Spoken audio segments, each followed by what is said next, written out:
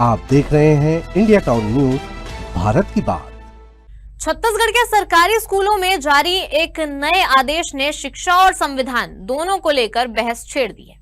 आदेश के मुताबिक अब सुबह की प्रार्थना से लेकर दोपहर के भोजन और छुट्टी के समय तक विद्यार्थियों को कुछ विशेष मंत्रों का उच्चारण कराया जाएगा। सरकार का दावा है कि इससे बच्चों में अनुशासन, संस्कार और सकारात्मक सोच का विकास होगा। लेकिन सवाल ये उठ रहा है कि क्या सरकारी स्कूलों में इस तरह की व्यवस्था संविधान की धर्मनिरपेक्ष भावना के अनुरूप है? विपक्ष, आदिवासी संगठनों और कुछ अल्पसंख्यक समुदायों ने इस फैसले पर आपत्ति जताई है। उनका कहना है कि सरकारी शिक्षा संस्थानों में किसी एक धार्मिक परंपरा से जुड़े प्रतीकों या अनुष्ठानों को बढ़ावा देना संविधान के मूल सिद्धांतों पर प्रश्न खड़े कर सकता है। वहीं सरकार इसे भारतीय संस्कृति और नैतिक मूल्यों से जोड़कर देख रही है। नमस्कार, आप देख रहे हैं इंडिया टाउन न्यूज और मैं हूं आपके साथ सुरभि शुक्ला। क्या यह बच्चों को संस्कार और भारतीय परंपराओं को मजबूत करने की पहल है या फिर सरकारी स्कूलों की धर्मनिरपेक्ष पहचान को लेकर उठ रहे सवाल वाजिब हैं? क्या संविधान के दायरे में यह फैसला पूरी तरह सही ठहराया जा सकता है या इसके पीछे छिपे हैं कुछ बड़े सवाल? आज की इस रिपोर्ट में हम दिखाएंगे इस विवाद की पूरी कहानी, जानेंगे सभी पक्षों की राय और समझेंगे कि आखिर शिक्षा, संस्कृति और संविधान के बीच छिड़ी यह बहस किस दिशा में बढ़ रही है।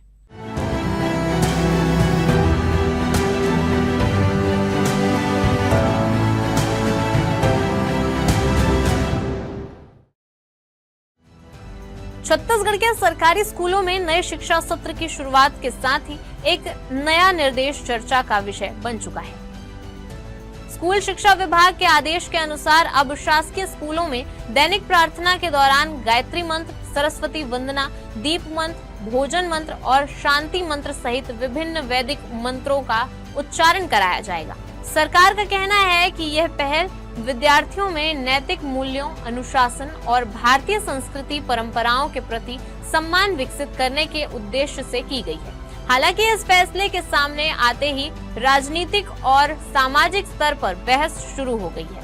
बस्तरिया राज मोर्चा के नेता और पूर्व विधायक मनीष कुंजाम ने इस व्यवस्था का विरोध करते हुए आरोप लगाया है कि शिक्षा व्यवस्था में धार्मिक रंग भरा जा रहा है। उनका कहना है कि आदिवासी समाज की अपनी अलग सांस्कृतिक और धार्मिक पहचान है, जिसे किसी विशेष परंपरा के साथ जोड़कर नहीं देखा जाना चाहिए। ये जो चीज कराया जा रहा है हमारे संविधान के प्रावधानों के खिलाफ, मूल भावना के खिलाफ है, पूरी तरह संविधान के खिलाफ है।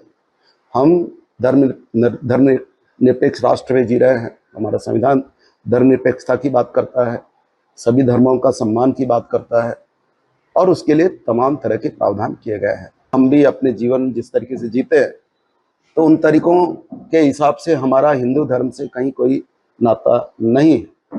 तो अब ये जो चीजें कराया जा रहा है ये हमारे आदिवासियों के परंपराओं के, रीति रिवाज के, समाज के तमाम तौर तरीकों के खिलाफ है। तो ये पूरी तरह संविधान के खिलाफ है, आदिवासियों के तमाम संस्कृति और रीति रिवाज के खिलाफ। इस मुद्दे पर अल्पसंख्यक समाज के कुछ संगठनों ने भी अपनी आपत्ति दर्ज कराई है। राजनांदगांव में अल्पसंख्यक समाज के प्रतिनिधियों ने जिला प्रशासन को ज्ञापन सौंपकर कहा है कि भारत का संविधान सभी नागरिकों को अपनी धार्मिक मान्यताओं के अनुसार जीवन जीने की स्वतंत्रता देता है।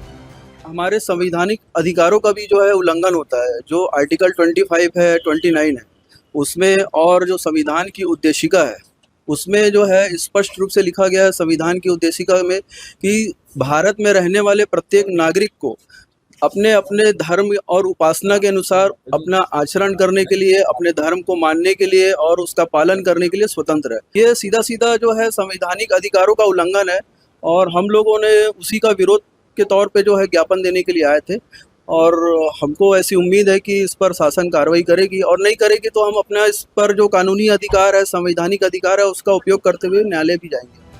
उनका कहना है कि सरकारी संस्थानों में ऐसी किसी भी व्यवस्था को लागू करते समय सभी समुदायों की भावनाओं और संवैधानिक अधिकारों का ध्यान रखा जाना चाहिए।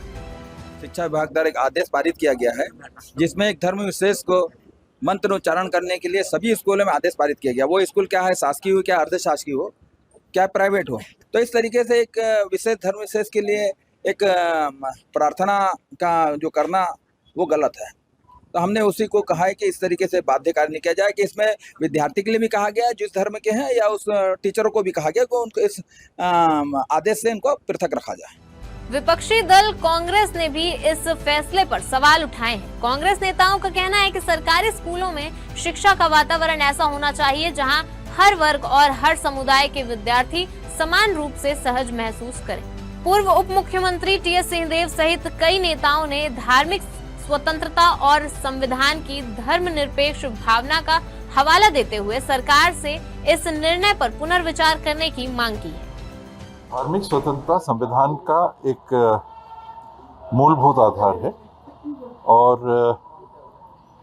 जहाँ तक धर्म के पालन या धर्म के उच्चारण की बात है, ये स्वैच्छिक होना ही चाहिए।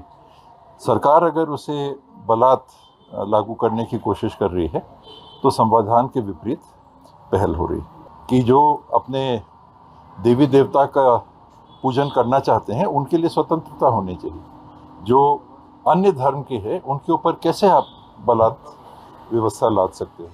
दूसरी ओर सत्तारूढ़ भाजपा इस निर्णय का बचाव कर रही है। मुख्यमंत्री विष्णुदेव साय का कहना है कि इन मंत्रों को किसी धर्म विशेष के प्रचार के रूप में नहीं देखा जाना चाहिए, बल्कि उनके अनुसार मंत्रों का उद्देश्य विद्यार्थियों को सकारात्मक सोच, एकाग्रता, नैतिकता और देशभक्ति की भावना विकसित करना है, जो शिक्षा का महत्वपूर्ण हिस्सा है। सरकार का दावा है कि यह पहल भारतीय ज्ञान परंपरा और सांस्कृतिक विरासत से विद्यार्थियों को जोड़ने का प्रयास है। में इस तरह के मंत्रोच्चारण होंगे तो एक आध्यात्मिक शक्ति भी बच्चों में जगेगी, राष्ट्र प्रेम की भावना जगेगी, वो सच्चे राष्ट्रभक्त होंगे। इस पूरे विवाद के बीच सबसे बड़ा सवाल यह है कि सरकारी शिक्षा संस्थानों में संस्कृति और धार्मिक आस्था की सीमाएं कहां तय होती हैं। क्या सांस्कृतिक परंपराओं का परिचय विद्यार्थियों को दिया जाना चाहिए या फिर सरकारी स्कूलों को पूरी तरह धर्मनिरपेक्ष स्वरूप में ही संचालित किया जाना चाहिए? यही वे प्रश्न हैं जिन पर आज प्रदेश भर में चर्चा हो रही है। संवैधानिक विशेषज्ञों का मानना है कि भारत का संविधान धार्मिक स्वतंत्रता और धर्मनिरपेक्षता दोनों को समान महत्व देता है। ऐसे में किसी भी नीति को लागू करते समय यह सुनिश्चित करना आवश्यक है कि किसी भी विद्यार्थी की व्यक्तिगत आस्था, धार्मिक पहचान या संवैधानिक अधिकार प्रभावित न हो। विशेषज्ञों का कहना है कि शिक्षा का मूल उद्देश्य ज्ञान, वैज्ञानिक सोच और सामाजिक समरसता को बढ़ावा देना है। फिलहाल यह मुद्दा केवल शिक्षा व्यवस्था तक सीमित नहीं रह गया है।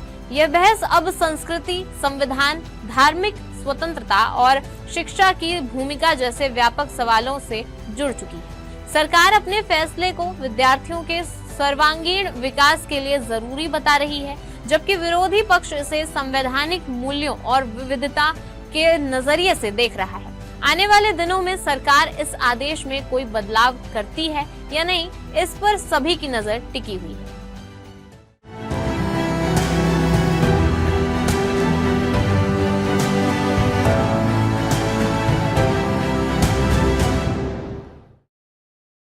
छत्तीसगढ़ के सरकारी स्कूलों में मंत्रोच्चारण को लेकर शुरू हुआ यह विवाद अब राजनीतिक और सामाजिक बहस का बड़ा विषय बन चुका है।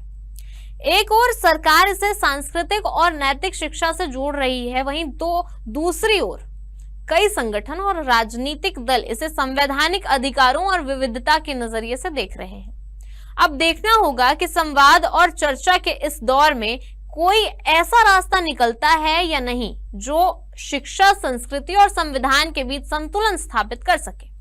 सरकारी स्कूलों में मंत्रोच्चारण को लेकर छिड़ी यह बहस फिलहाल थमती नजर नहीं आ रही है।